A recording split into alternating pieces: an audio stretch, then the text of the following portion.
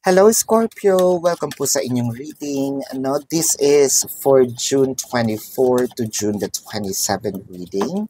Para po sa mga bago, don't forget to click the subscribe button. Smash the like button, comment below kung kayo po ay nakaka-resonate, and hit the notification bell. No? So kung gusto niyo po ng dalawang reading po sa akin, meron po tayo doon sa kabilang channel. That is Babaylan TV. No, yan po ang ating unang channel catered for our international audiences at nagla-live din po tayo doon. No? So Scorpio, I want you to know that this is a general reading. You may resonate with the entire reading or you may resonate with some bits and pieces of the reading. Take what's only yours. So, Scorpio, ang nakikita natin dito parang unti-unti na, no, na ipinapakita ni person na komportable na ako sa iyo. Komportable na ako na ikaw ang makakasama ko palagi, no? So kumbaga nakikita mo yung parang embrace ng reality ni person sa'yo, no? Unti-unti kanya ipapakilala, no, dito sa parents, no?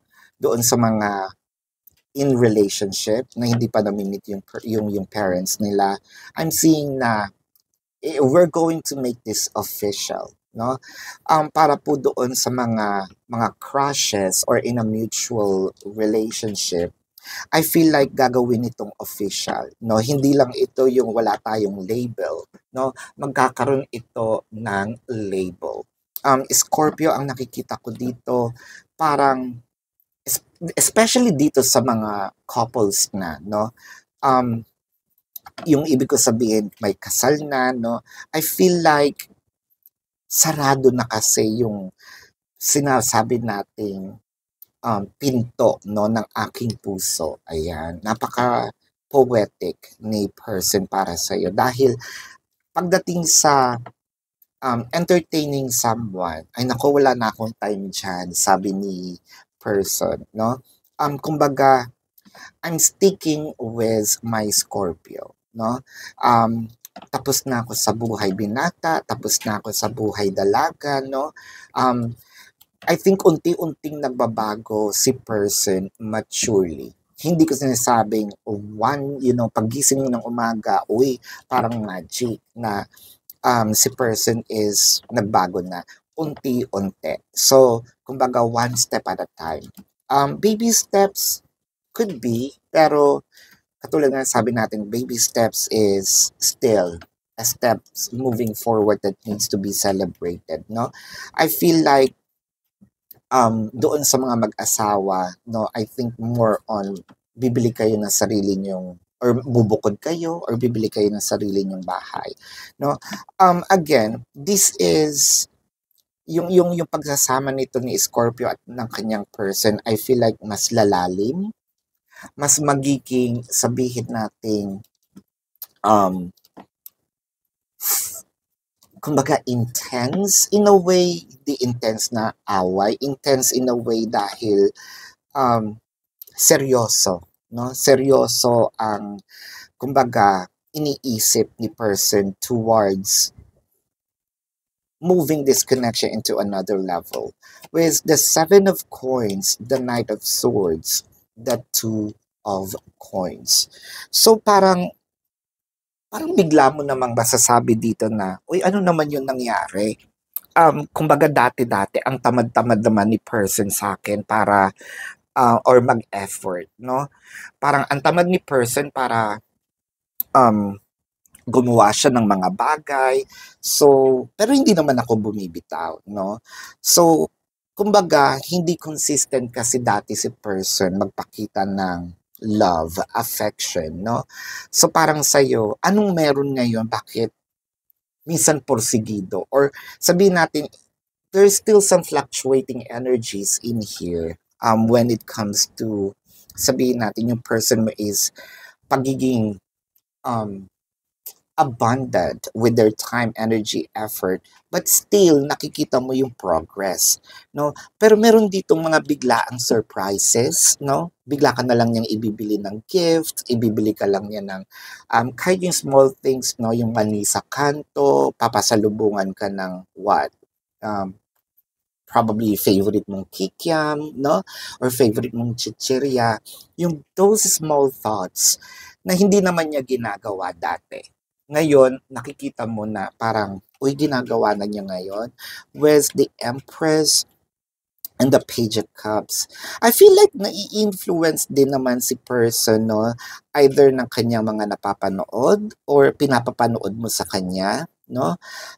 There are para kasing nagbabago. Meron talagang maturity when it comes to your person Scorpio. And I feel like napapansin niya na, no? Or parang na sasabi ni person sa ating Scorpio na parang ready na ako, no? Pumasok sa isang tahimik na buhay. Ready na ako na siguro uunti-untiin ko lang, no? Siguro itatry ko lang muna what if kung gawin natin formal ang ating relationship, or what if gawin natin ipakilala nga kita, no, sa aking sa aking parents, sa family ko, no. Pero yung unti-unting steps na to, patungo ito sa kumbaga ilalock niya na yung puso niya para sa iyo, no. Yung sasabihin natin hindi ko na kailangan ng ibang tao, no.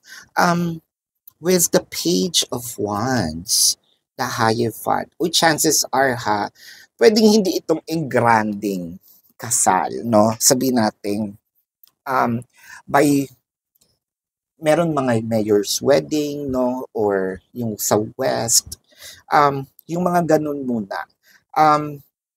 I think na, sabihin natin, meron tayong kakapusan when it comes to the preparation, pero yung intention, no, ni person na ipakita sa iyo na faithful siya at ipakita sa iyo na seryoso siya is talagang nga namang parang napaka-straightforward, kumbaga dire-diretso. Parang dadating yung time na, uy, sandali lang. Parang ikaw naman yung magsasabi sa kanya na, sandali lang, sure ka ba? Anong nakain mo, no? Ano yung nangyayari sa iyo? Bakit yung itinatalon mo? Although gusto natin, syempre, sino ba naman ang ayaw, no, ng relasyon na ng ganito, yung papunta sa seryoso. Pero nagugulat ka, no? Kasi sa mga pasabog nito ni person, with the Ten of Cups, ayan na nga yung sinasabi ko. Baka meron na nga ditong nag-open, no, na, uy, ready na akong mag-aanak, ready ka ba magkaanak, ready na akong gumawa ng family, ito sa mga may family na baka pag gusto mong dagdagan, no? With the Five of Swords and the Strength card, I feel like sobrang protektado ni person itong relationship ninyo at never kang bibitawan. So, ang nakikita ko parang meron siyang unti-unting mga pasabog para sa'yo. At yung mga pasabog na to is ikakatuwa mo naman. Hindi siya yung pasabog na ikaw wiwindang mo ng iiyak ka dahil masakit sa puso. Pwedeng ikaw wiwindang mo at may iyak ka pero sasaya, no? So ito yung nakikita ko, no, sa Scorpio. Tingnan natin ang zodiac sign ng person mo. Now, this could be their sun sign or a placement in their chart, no? What I'm seeing here is Leo, Pisces, Taurus, Virgo, Sagittarius, Capricorn,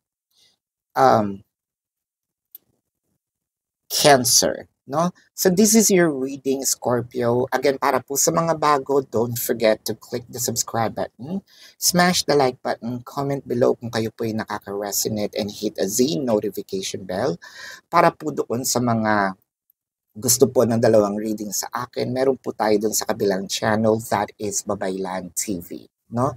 Yan po ang ating unang channel catered for our international audience. And kung gusto niyo pong sumali sa ating live sessions, nandun din po yun sa kabilang channel, that is Babaylan TV, no?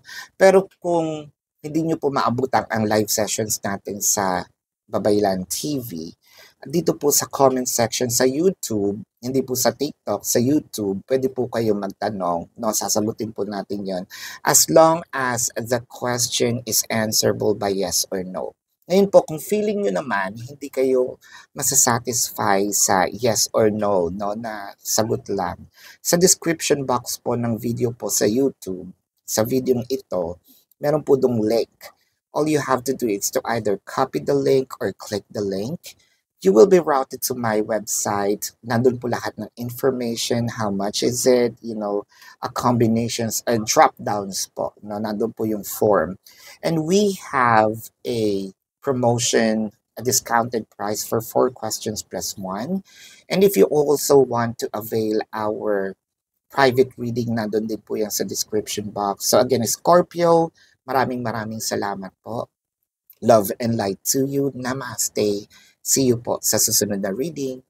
Goodbye.